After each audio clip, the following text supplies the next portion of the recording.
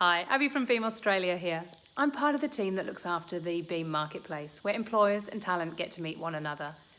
We're focused 100% on part-time career-worthy roles, with the ambition that everyone gets to work in the way that suits their life. We meet every one of our talent that comes into Beam, and a theme that was coming across as we were talking to people towards the end of last year was one of uncertainty when applying for part-time for the first time. So we've actually gone back out to our Beam network and said, share with us your stories of success. How did you make it work? And what did you do when you were thinking about it for the first time? And here's what they had to say. Picture yourself in the role and then write it down. And this sets your ideal, your ambition for what it's going to look like. So 3 very clear points. Number 1, what days or hours do you want to work across the week?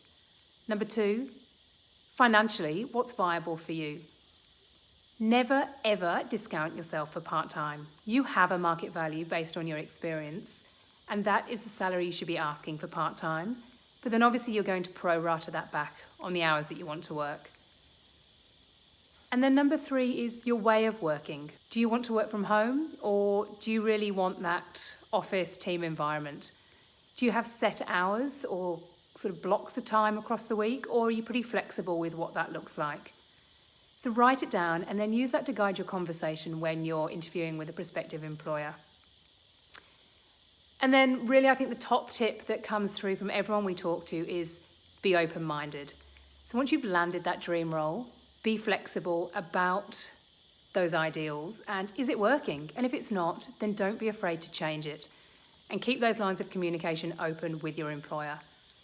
And I hope you'll get to experience what we hear every day through the stories of our Beamers in part-time, which is a career that they're really enjoying.